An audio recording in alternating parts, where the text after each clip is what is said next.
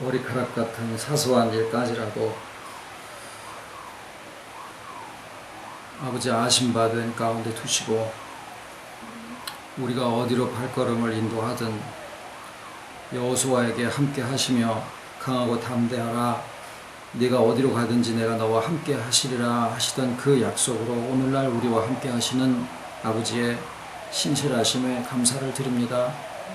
저희가 홀로 있는 자들이 아니요 이미나 아버지의 작정하심과 창조하신 섭리 속에서부터라도 아버지와 연합하여 있었던 저희들 자신을 회복하게 하시고 이 모든 것을 위하여 섭리하시고 연합하시고 교통하시는 삼위일체에 우리와 같이 동행하시고 거처를 두심이 오늘날도 변함이 없으신 것을 말씀을 통하여 알리시고 또 깨닫게 하시오니 감사를 드립니다.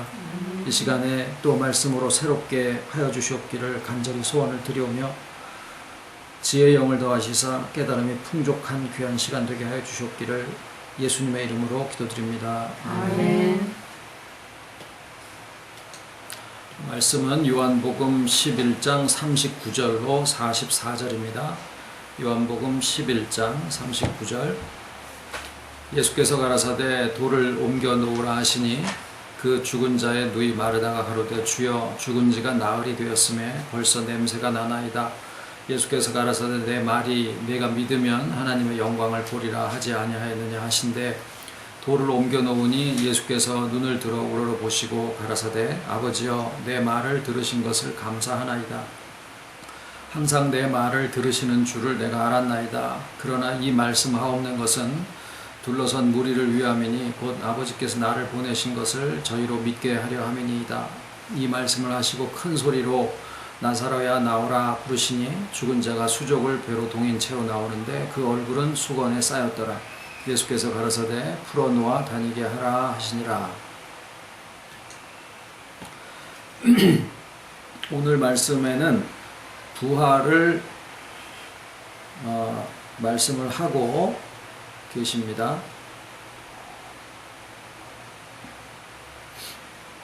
그런데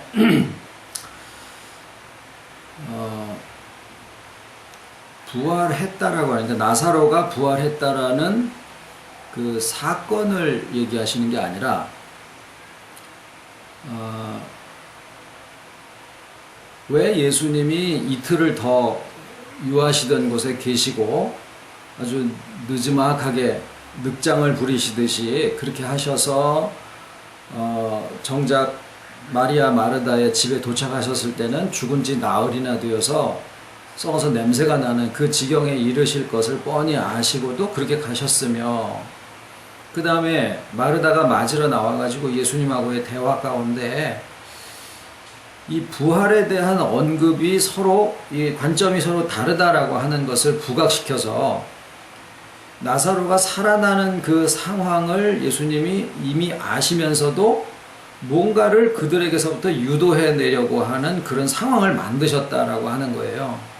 그래서 우리가 여기에서 예수님이 요구하시는 바라시는 그러한 믿음을 부활의 믿음이다라고 한번 이야기를 해봐도 되겠습니다. 그런데 이 부활의 믿음이 예수님 당시에 신약시대에서만 언급되신 것이 아니에요. 예수님의 말씀 중에 아브라함을 얘기를 하실 때 아브라함이 나의 때 볼 것을 즐거워하다가 보고 기뻐하였다라고 말씀을 하십니다. 그러면 아브라함이라는 분은 예수님이 오시기 전에 약 2100년 전에 사셨던 분인데 물론 하나님이시니까 예수님이 그때 당시에도 계셨다라는 의미가 되겠지만 한 사람으로서 예수라는 사람이 아브라함이 살던 시대에 계셨다라는 얘기는 아니에요. 그러니까 우리가 이제 조금 이해하는 것은 예수님은 하나님이셨으니까 아브라함의 때도 계셨고 노아의 때도 계셨고 태초에도 계셨던 분이다. 이런 그냥 상식적인 수준에서 그것을 이해를 하고 지나가기가 쉽습니다. 그런데 거기에는 한 가지 또 더 깊이 들어가서 알아야지 될 내용이 있어요. 그게 뭐냐면 예수님이 말씀하신 아브라함에 대해서 말씀을 하실 때 아브라함이 나의 때를 볼 것을 즐거워하다가 보고 기뻐하였다라고 하는 그 나의 때가 언제냐라는 거예요. 히브리서를 기록한 히브리서의 기자는 이 부분을 놓고 아들 이삭을 통해서 네 자손이 번성하리라 라고 하나님의 약속을 받으셨던 상황이기 때문에 이삭이 죽어도 그 이삭을 통해서 하나님의 약속을 이루신다라고 하셨으니까 죽었어도 이삭을 다시 살려가지고라도 이삭을 통해서 자손을 번성하게 하겠다라고 하는 그 약속을 이루어 주실 거야 라는 것을 믿었다라는 거예요. 그러니까 아브라함이 믿었던 그 믿음은 누구를 놓고 믿은 거냐면 이삭을 놓고 믿은 거예요. 그러니까 이삭이 죽어도 그 이삭을 통해서 약속을 이루신다고 그러셨으니까 이삭을 살려내셔서까지라도 이삭을 통해서 약속을 이루실 하나님을 믿은 것, 그것이 뭐냐면 부활의 믿음이에요. 그러니까 아브라함에게 대해서 얘기하셨던 나의 때라고 하는 것은 결국 그때 당시에 예수님이라는 분이 존재했다라는 게 아니라 아브라함이 이삭을 죽여도 바쳐도 그 이삭을 살려서라도 하나님의 약속을 성취하실 것이다 라고 하는 것을 믿었기 때문에 그 부활에 대한 믿음을 가지게 된 것을 가리켜서 부활의 믿음을 가진 것을 가리켜서 나의 때 볼 것을 즐거워하다가 보고 기뻐하였느니라 라고 이야기를 하셨습니다. 자, 오늘 우리가 이 부활에 대한 믿음을 나누고자 할 때 먼저 오늘 본문 말씀 요한복음 11장에 나오는 부활은 예수님의 부활이 아니라 나사로의 부활이다 라고 하는 사실입니다.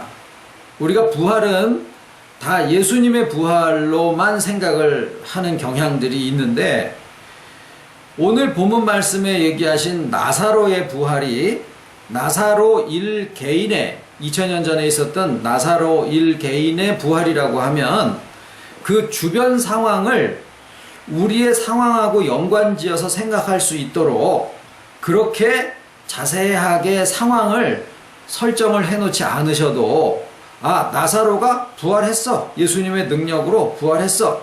이것만 기록을 해놔도 되는데 굳이 예수님이 11장과 10장을 통해서 11장을 통해서 나사로가 죽기 전부터 죽었다라는 사실과 그 다음에 장사 지낸 지 사흘 됐을 때에 예수님이 도착하신 다음에 마르다와 대화하는 것, 마리아와 대화하는 그 모든 상황을 다 기록을 하심으로써 이 부활이 나사로를 하나의 모델로 해가지고 했지만 실상은 이 모든 부활을 중심으로 해서 가르치는 가르치심이 오늘날 말씀을 받는 우리들에게 다 적용되는 일이다라고 하는 것을 이 본문을 통해서 말씀을 하고 계시는 거예요.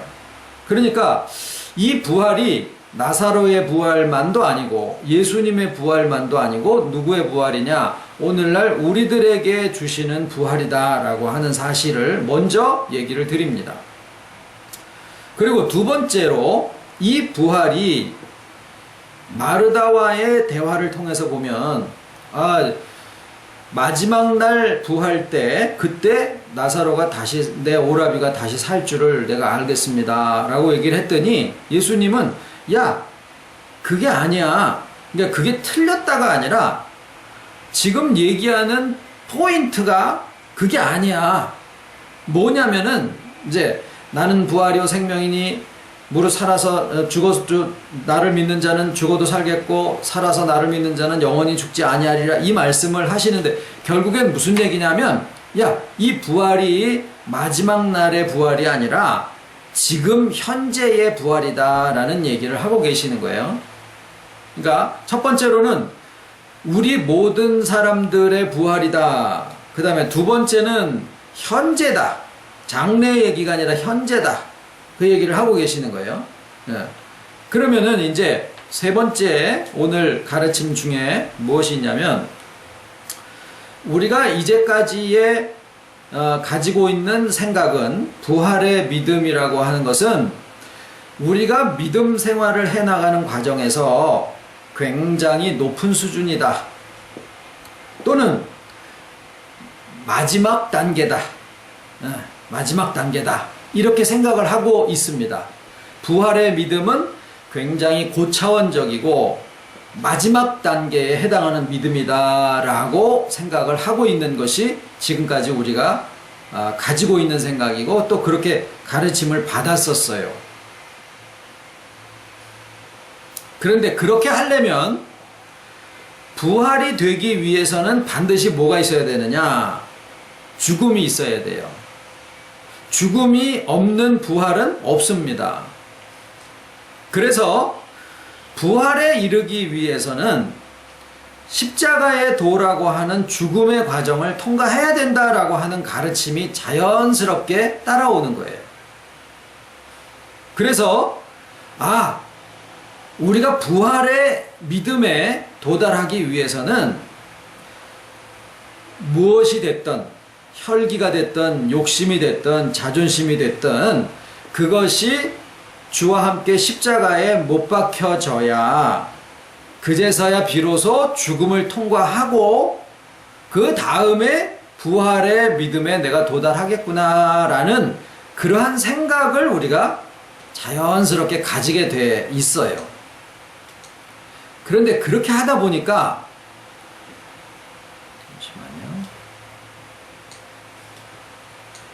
그렇게 하다 보니까 뭐가 근거가 되냐면 부활의 믿음에 내가 들어가기 위해서는 선행 조건으로 내가 가지고 있는 죽어야 될 것들이 죽어야 된다라고 하는 조건적인 부활의 믿음으로 우리가 생각을 하고 있었다라는 거예요.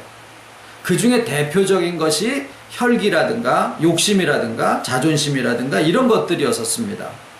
그런데 문제가 생겨요. 한참 신앙생활을 해왔는데도 불구하고 언젠가 가서 보니까 혈기가 안 죽어 있더라라는 거예요. 그러면은 덜컥 무슨 생각을 가지게 돼요? 내가 아직 부활의 믿음에 들어가지 못했구나라고 생각을 하는 거예요. 그러니까 부활의 믿음을 혈기 죽이는 거나 욕심을 버리는 거나 자존심을 꺾는 것에 근거해서 부활의 믿음에 들어가는 것이냐 들어가지 못한 것이냐라고 하는 것을 결정을 해왔더라라는 거예요. 그러니까 30년, 40년, 50년 신앙생활을 해놨어도 혈기가 안 죽은 자기 자신을 발견할 때마다 아이코 나는 부활의 믿음에 들어온 게 아닌가 보다라는 생각을 하는 거예요. 거기에 굳이 무슨 생각을 하느냐면 실령적으로는 들어왔지만 진리적으로 아직 안 들어온 거지라고 합리화를 하는 거예요. 그리고 성경에다가 갖다가 그것을 확증을 짓기를 뭐라고 하냐면 아브라함도 봐라. 아브라함도 이삭을 바치는 데까지 가서 부활의 믿음에 도달하는 과정이 처음부터 됐던 게 아니지 않느냐. 6단계, 7단계째 갔을 때 비로소 나의 때라고 하는 그 부활의 믿음에 이삭이 죽어도 바쳐서 죽어도 그 이삭을 다시 살려서라도 하나님의 약속을 이루신다라는 그 믿음을 마지막 때에 가서 가지게 되지 않았느냐라는 것으로 지금까지 말씀드린 부활의 믿음에 들어가기 위해서는 십자가의 죽음의 과정을 통과를 해야 되는데 그러기 위해서는 자존심이나 혈기나 욕심이나 이런 것들을 부인하고 꺾고 그렇게 해야 비로소 내가 부활의 도에 들어가는 것이 맞다라고 그렇게 말씀적으로도 확증을 짓고 지금까지 왔던 것이 사실이에요. 그런데 문제가 생기는 게 뭐냐면 아까 말씀드린 대로 혈기가 안 죽어지고 욕심이 안 꺾어지고 자존심이 그냥 살아남아 있는 것을 발견할 때마다 아이코 내가 아직 부활의 믿음에 들어가지 못했구나 라고 생각을 하고 우리의 믿음이 막 오르락내리락 하는 상황이 되어지더라라는 거죠. 이 문제를 어떻게 해결을 해야 되느냐? 오늘 나누고자 하는 말씀의 핵심이 그 부분입니다. 그것은 아브라함이 이 부활의 믿음을 가지거나 가지지 않거나, 이 가지지 않거나라고 하는 것은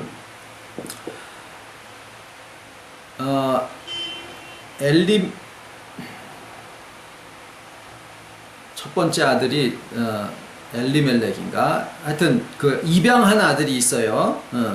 입양한 아들로 후사를 삼겠습니다. 하나님이 그러시죠? 아니다.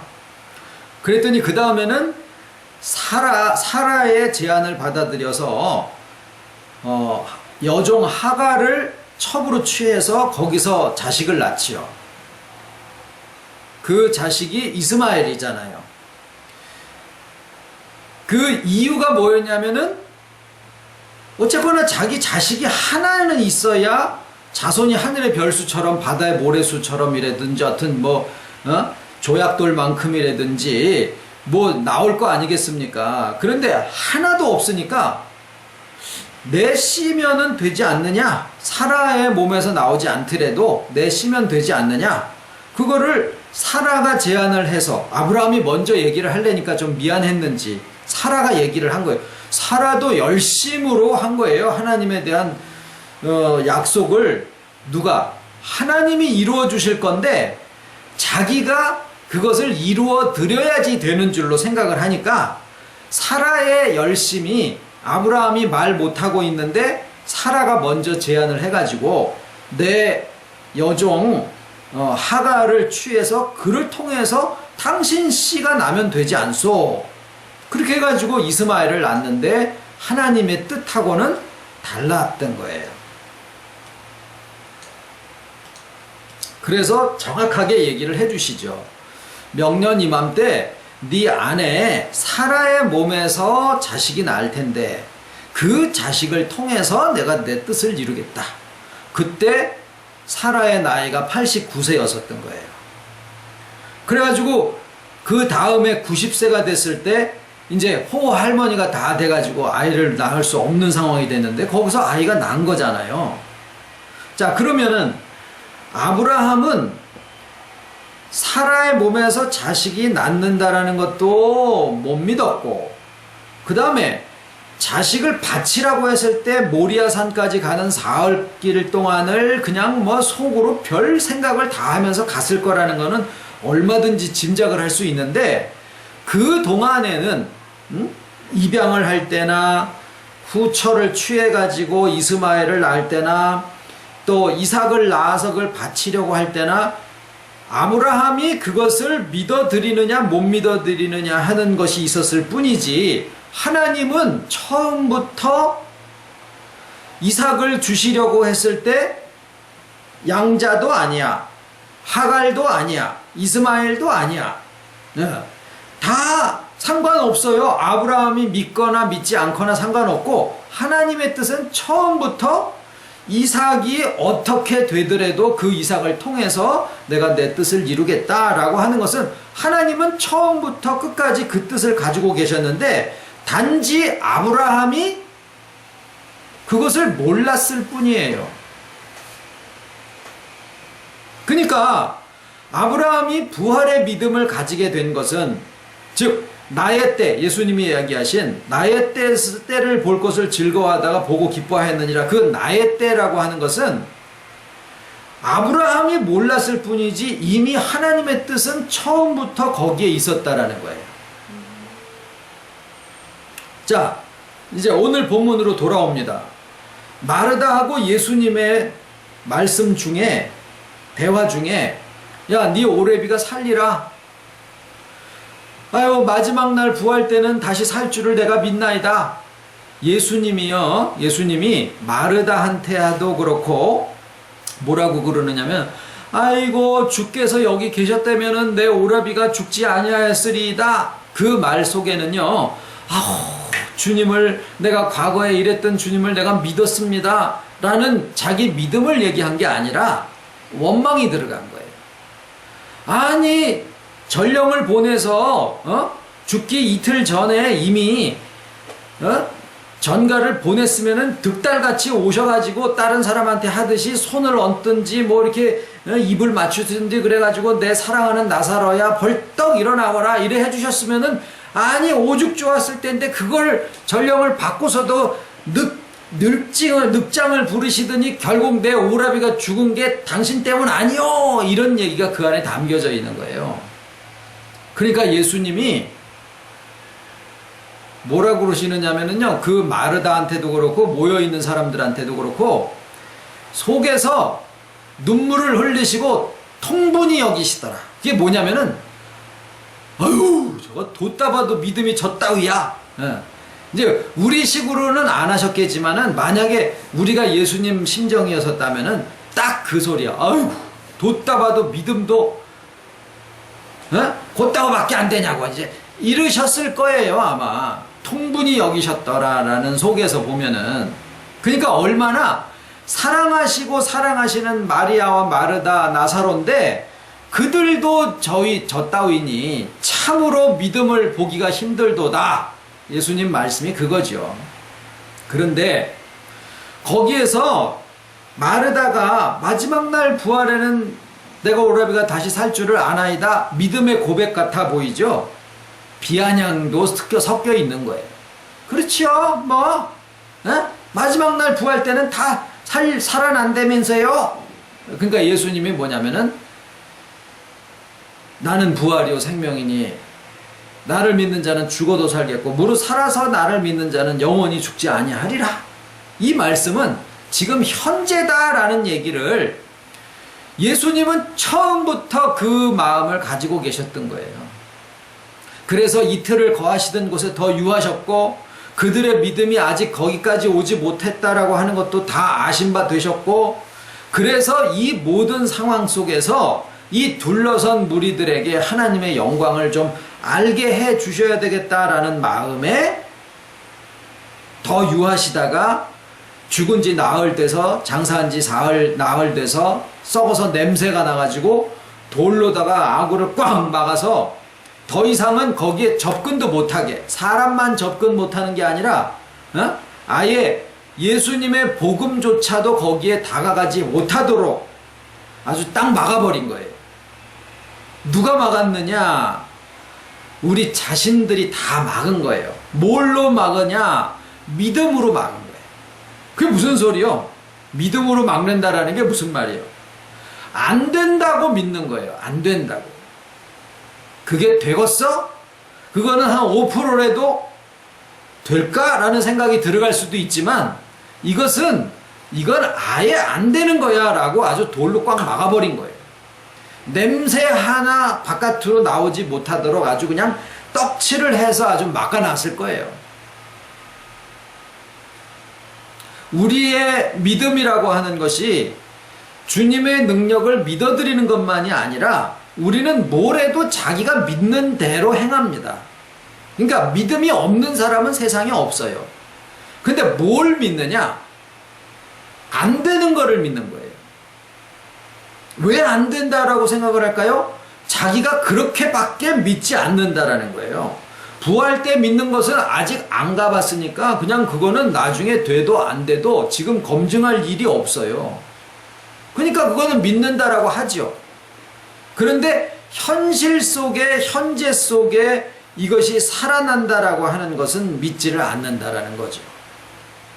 그런데 그것이 아까 말씀드린 대로 가르침이 잘못되어 있다라고 하는 것이 아주 중요한 사실입니다. 왜냐하면 이 부활이 믿음의 제일 고차원적인 단계라고 생각을 하면 그 전 단계로 내가 혈기든 자존심이든 욕심이든 어떤 것이든 십자가의 못을 박아야 그 다음에 그걸 통과해서 그렇게 하죠. 죽음 없이 부활이 어디 있느냐? 그러네? 맞네? 이렇게 되잖아요. 아브라함도 마지막 때 가가지고 예수님의 때를 만나지 않았느냐? 우리가 어떻게 거저 먹기로 부활의 믿음에 들어갈 수 있겠니? 혈기를 죽여라, 욕심을 꺾어라, 자존심을 꺾어라, 네네네 이렇게 오다가 보니까 어느 순간에 말씀 들을 때는 괜찮지만은 혼자 있을 때나 편한 가족들이랑 같이 있을 때는 짜증도 나요, 혈기도 나요, 욕심도 나요, 자존심도 그냥 시퍼렇게 살아있어요, 고집도 안 꺾여졌어요, 자의식도 강해요. 이래 하다 보니까 아이코, 내가 이걸 보니까 부활의 믿음은 세려 신령이라고 그것을 핑계를 대고 있지만은 실상 엄밀하게 나는 부활의 믿음에 도달하지 못했구나 라고 생각을 하게 만들었다라는 거죠. 그런데 이제 다시 해결을 다시 말씀을 드리면, 주님이 우리한테 주신 믿음은 애시당초 처음부터 그것을 말씀을 하고 계셨더라라는 거예요. 하나님도 아브라함에게 약속을 주실 때 이미 처음부터 이삭을 통해서 약속을 이루실 것으로 다 작정을 하시고 계셨는데, 사라의 몸을 통해서 나게 해주실 것을. 그런데 아브라함 자신의 믿음이 자기가 하갈을 통해서라든지 양자를 들여서든지 어떻게 해서 하나님의 뜻을 내가 이루어 드려야 된다라는 그런 생각 속에 지가 있었던 거지, 하나님은 애시당초 처음부터 그것을 기대도 안 하셨더라라는 거예요. 그러니까 부활의 믿음에 들어가는 것은 우리가 어떤 단계를 올라가서 이것을 다 통과한 다음에 그 다음에 6번째를 통과해서 7번째 단계에 들어가는 게 부활의 믿음에 들어가는 게 아니라, 애시당초 하나님의 마음과 예수님의 마음이 그러셨던 건데 내 혼자서 뻘짓을 하고 있었구나 라고 하는 것을 깨닫고 주님의 마음, 하나님의 마음으로 돌아가는 것을 얘기를 한다라는 거예요. 내가 뭘 애써서 내가 지금 총 7개의 단계 중에서 4번째 왔으니까 내가 부활의 믿음에 들어가려면 이제 한 2단계만 더 올라가면 되는구나, 이런 식의 믿음을 얘기하는 게 아니다라는 얘기입니다. 하나님의 원래 생각하시는 거, 예수님의 원래 생각하시는 그 마음을 우리가 알고 거기로 돌아가는 것을 얘기를 해요. 그러면 뭐가 하나 딱 걸리죠. 뭐가 걸려요? 죽음 없이 어떻게, 십자가의 죽음 없이 어떻게 부활의 믿음에 내가 들어갈 수 있겠습니까? 왜? 그렇게 가르침을 받았고 그게 타당하다라고 생각을 했으니까. 그게 아니라 우리가 죽음을 통과하려고 하다가 보니까 자의적인 신앙으로 빠져버리는 거예요. 경험을 해봤잖아요. 혈기와 욕심과 자존심을 내가 꺾으려고 하다가 보니까 행위에 의존하게 되고, 내가 나의 어떤 것들을 죽이려고 하는 자의에 의존을 하게 되다 보니까 안 되는 나의 모습을 발견하고, 믿음이 어디까지 갔든지 화 한 번 내고 욕심 한 번 부리고 기분 한 번 꿀꿀해지면은 부활의 믿음은 온데간데 없이 다 날아가 버리고 나의 믿음은 나락으로 떨어져 버리는 거예요. 왜 그럴까요? 가르침의 부분에 문제가 있었더라라는 거죠. 자, 결과는 뭐예요? 우리가 죽음을 통과하지 않고, 그러니까 죽음을 통과하려다가 보니까 자의적인 신앙으로 빠졌는데, 그러면 죽음을 통과하지 않고 어떻게 부활의 믿음에 도달하느냐? 이게 뭐냐면은요, 죽음을 통과하는 게 아니라 내가 이미 죽었던 거다라는 거예요. 죄와 허물로 죽었던 너희를 살리셨도다. 그러니까 다시 또 우리가 새삼스럽게 상기하는 것은 이미 우리가 죽었던 존재였었기 때문에 십자가를 통과하는 게 아니라 이미 죽었던 자가 주와 연합됨으로 살아난, 그것이 하나님의 처음부터 지금까지의 영원하신 하나님의 마음이고, 그것을 확인하는 것이 부활의 믿음이에요. 어떻게 됩니까? 너무 쉬워버리죠. 너무 쉬워서 문제가 되는 게 아니에요. 그것을 은혜라고 그래요. 은혜는 나의 수고의 결과로 주어지는 것이 아니라 거저 주어진다라는 거예요. 내가 이 세상에 태어나기 위해서 무슨 수고를 했을까요? 아우, 엄마 뱃속에서 태어나는데 아주 죽을 고비를 넘겼어. 그거 기억하는 애가 어디 있냐고요. 엄마는 기억하실지 모르죠. 당연히 기억하죠. 그래도 그 고통의 중함을 잊어버리게 하시기 때문에 둘째를 1년 후에 또 갔잖아요. 바보를 해서 그래요? 은혜예요. 그것도 잊어버리는 것도. 우리가 태어난 것은 사실이지만 생명이 나의 노력의 결과가 아닌 것처럼 우리가 부활의 믿음에 들어가는 것은 모든 것이 이미 죽었던 것에서 모든 것을 살리셨구나라고 하는 것을 내가 다시 알게 되면서 그것을 확인하게 되는 것을 그걸 부활의 믿음에 들어간다라고 하는 거예요. 내가 혈기를 죽여야 자존심을 꺾어야 욕심을 버려야 십자가의 과정을 통과하고 비로소 그 다음에 결과적으로 부활의 도에 내가 믿음에 들어가게 되는 것이 아니다라는 겁니다. 그래서 예수님이 역정을 내신 거예요. 지가 뭘 하는 줄 아니까. 그래서 야, 믿음은 영광을 보리라 하지 않았냐? 너의 믿음이 이만큼 점프해서 올라와라 이게 아니라 내가 처음부터 얘기한 게 그건데 네가 가지고 있었던 원래의 믿음을 그냥 가지고서 그게 안 바뀌니까 네가 힘든 거예요. 바뀌어서 내가 얘기하는 원래의 믿음으로 돌아와. 그 얘기를 하신 것 뿐이에요. 그러면은 이제 혈기 부분은 어떻게 해야 됩니까? 욕심 부분은 어떻게 해야 되는 건데요? 자존심은 어떻게 할까요? 사람이요, 혈기가 다 빠지면 세상을 살 수가 없어요. 자기의 소중한 것을 지키지를 못해요. 사람이 자기 속에 비밀을 다 가지고 살게 돼 있는데, 선한 의미의 비밀을 예수님이 그리스도가 비밀이요. 이 복음의 비밀을 간직하고 살게 되어 있는데 이 비밀을 지키는데 때로는 말을 하지 말아야 될 때도 있고 때로는 말을 많이 해야 될 때도 있고 어떤 때는 혈기를 내야지 될 때도 있다라는 거예요. 혈기도 누가 주신 거냐? 하나님이 주신 거예요.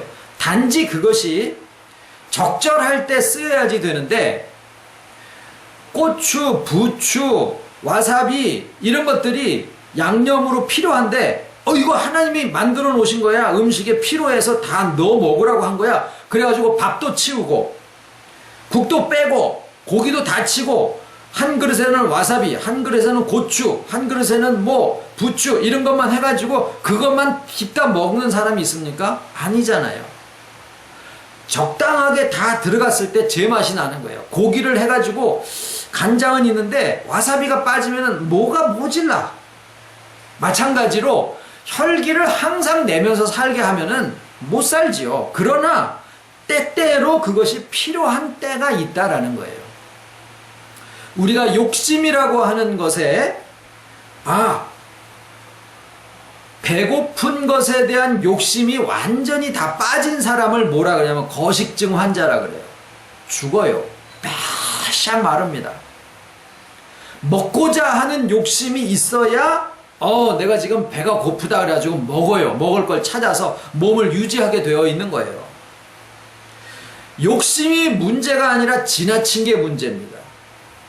욕심이 문제인 줄 알고 욕심을 빼버리다가 보면 거식증 환자가 되어지고 사람을 만나지 못하는 사람이 되어버리고 고립되어져 버리고 폐쇄적인 그런 인간이 되어버리고 그럽니다. 하나님이 욕심도 자존심도 또 혈기도 다 적당하게 필요하게 하기 위해서 우리에게 제공을 해주신 거다라는 것을 알면은 이쪽으로 지나친 거나 저쪽으로 지나친 게 문제지 그 있는 것 자체는 악하게 만들어진 것이 처음부터 하나도 없다라는 거예요. 자, 이러한 생각 속에서 우리가 회복이 되어져 가다 보면 우리가 이미 내가 인식하기 전에 내가 이미 태어났고 내 기억보다도 훨씬 전에 이미 병원에서든 아니면 집에서든 내가 탄생이 되어졌구나라는 것을 나중에 알듯이, 우리가 확인하는 것은 이미 모든 것이 은혜로 부활의 믿음 속에 우리가 있었구나라고 하는 것을, 그래서 회복한다라는 말을 쓰는 거예요. 그래서 회복이라는 것은 주님이, 하나님께서 이미 우리에게 가지고 계셨던 그 마음, 그 믿음의 세계로 우리가 눈이 열리고 마음이 열려서 바른 가르침 속에서 그것을 그렇구나 라고 알게 되는 것을 부활의 믿음에 들어간다라고 얘기를 합니다. 아브라함의 경우도 나의 때 볼 것을 즐거워하다가 보고 기뻐하였느니라. 언제 그렇게 됐느냐? 아이고, 원래 하나님은 이런 마음을 처음부터 가지고 계셨구나, 그거예요. 다 자기가 기존에 가지고 있었던 세상적인 믿음, 인본주의적인 그런 자기가 무언가를 해서 하나님의 뜻을 성취해 드려야 된다라고 하는 이런 인본적인 열심에 근거한 그러한 신앙, 여기에 머물러 있었다가 보니까 단계로 올라가서 하나님을 만나는 거라고 생각하는 어떤 높은 단계에 해당하는 것이다 라고 생각을 하다 보니까 혈기를 죽여야 되고 자존심을 꺾어야 되고 욕심을 꺾어야 되는 그러한 인위적인 신앙으로 이렇게 접어 들어가는데, 그 차이가, 그 문턱이 없어요. 그러니까 가르침 부분에서부터 문제가 되어지니까 아이고, 내가 오늘도 혈기를 못 죽여서 또 부활의 믿음에 머물지를 못해. 그러니까 오르락내리락 했었던 거예요. 자, 이제 우리의 믿음은 어디로 갑니까? 본래로 돌아가는 거예요. 하나님이 원래 우리에게 말씀하셨던 예수님의 본래의 마음이 처음부터 이 말씀이었는데, 내가 듣는 귀가 인본주의적이었기 때문에 그렇게만 내 식대로 알아들은 거지, 본래의 복음의 가르침은 처음부터 지금까지 한 번도 달라진 적이 없다라는 거예요. 그것이 뭐예요? 우리가 이미 알기도 전에, 내가 기억하는 게 4살, 3살, 그 이전은 기억을 못하지요. 그래도 내가 태어난 것은 그 이전에 이미 태어났었던 것처럼, 내가 인식하기 이전에 이미 은혜로 그리스도 안에 연합되어져 있는 그것으로 죽었던 내가 살아나 있는 이 부활의 믿음이 이미 주어져 있다라고 하는 것을 우리가 회복의 믿음, 은혜의 믿음, 부활의 믿음이라고 이야기를 합니다. 그래서 이 믿음을 우리가 확인하게 되면, 이 말씀은요, 지금 말씀은 분명한 능력이, 회복의 능력을 역사하시는데, 개인적인 인격으로나 어떤 가족 관계에서나 또는 내가 사람 만나는 것이나 나의 하는 일에 관한 것이나 모든 것이 다 꼬여서 도저히 이것은 살아날 수가 없는 거야 하고 내 스스로 확증을 지어버려 가지고 그 부분은 들춰내지도 못하게 아주 돌로 문을 꽉 막아버려서 나의 인격의 뒤에다가 꽉 막아버린 부분들이 있어요. 그런데 그 부분에 예수님의 복음이 가서 접하시게 되면, 그러니까 내가 문을 여는 거죠. 접하시게 되면 모든 것이 다 회복되어지게 되어 있는 말씀인데, 이 말씀은 매력적이지는 않아요. 사람을 막 마음을 확 잡아 끌어당기는 이런 매력이 없어요. 사람의 마음을 붕 띄우는 이런 것도 없어요. 마치 공기를 숨 쉬는 것 같은 그냥 투명한 마음밖에 없어요. 그리고 말씀을 들을 때 어떻게 돼요? 어깨가 막 쫙 이렇게 올라가면서 매력에 끌려가지고 막 눈이 휘황찬란해지는 게 아니라, 아유 그러네, 네. 어깨가 이렇게 툭 처지는 거예요. 이게 뭐예요? 어깨 짐이 벗어지는 거예요. 내가 그냥 혈기, 욕심, 자존심 죽이느라고 그렇게 해서 그냥 부활의 믿음에 못 들어간 줄 알았더니, 아유 그게 아니네. 그래서 어깨가 이렇게 툭 처지는 거예요. 회복은 그렇게 됩니다. 이 말씀이 그래서 사방군대에서 생기야 바람처럼 호흡처럼 그 죽음을 당한 자에게 들어가서 그 심령을 살게 해라. 뭐처럼? 바람처럼 공기처럼 그렇게 들어가는 거예요. 그리고서 누구를 믿어라, 어디에 들어가라, 어디에 속해라, 이게 아니라 너한테 이미 은혜로 네가 알기도 전에 연합과 부활의 믿음이 이미 다 주어져 있어야 그 사실을 그냥 알게 해주는데 회복의 역사가 일어나더라라는 거예요.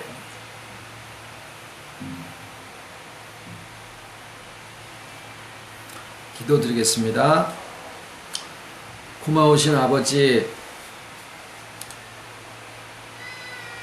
우리가 알기도 전에 이미 모든 것을 우리에게 허락하시고 은혜로 공급해 주심을 감사를 드립니다.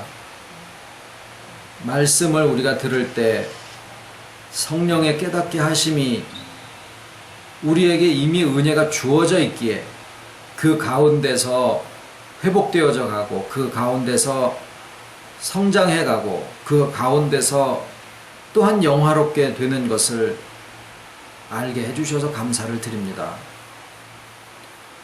이런 말씀을 들으면 뭔가 내가 자리 깔고 앉아서 나태해지는 게 아닌가 하는 그런 생각도 이전에 살던 방식에서부터 오는 것을 이제 알게 되었사오니 은혜 가운데 감사하고 주신 부활의 믿음 가운데 누릴 수 있고 그 가운데 충만해지다 보면 회복될 것이 회복되어지고 나눌 것이 나누어지고 충만해질 것이 충만해지는 가운데 우리가 서로의 얼굴에서 주님의 모습을 보고 참 회복되고 충만된 그러한 모습을 서로 나눌 수 있게 되는 것을 감사를 드리옵고, 사랑하시는 자녀들의 모든 가정들 오가는 발걸음, 사모하고 계획하는 모든 일들마다 아버지 친히 주관하시고 순적함으로 또 인도하여 주시옵기를 소원을 드립니다. 공부하는 학생들에게 지혜와 명철을 주시고 또 새로운 환경에 접하는 가정들에게는 친히 아버지께서 앞서가시며 모든 것을 준비하시고 칼을 빼시옵기를 또한 약속하신 것을 믿고 감사를 드리옵고, 저희들 하나하나의 가정들 몸의 건강과 심령의 평안함도 아버지 앞에 또한 간구를 드리옵고, 이미 주신 회복의 은혜 가운데 모든 것이 예비되어 있는 것을 오늘 이 시간에도 나누어 싸우니 이 부활이 나사로의 부활로 하나의 예시가 되었지만 오늘을 살아가는 우리들의 하나하나의 부활인 것을 이 시간에 굳게 마음에 확증을 하고 내 마음속에 문 닫아놓고 이것은 죽어서 다시 살아날 수 없는 것으로 돌로 확증을 지어놨었던 것 하나도 남김없이 문 열어드려서 주의 회복의 복음에 만날 수 있게 저희들 열어드리옵기를 또한 약속을 드리옵고 또한 아버지 앞에 간구를 드리오며 모든 말씀을 예수님 이름으로 기도드립니다. 아멘.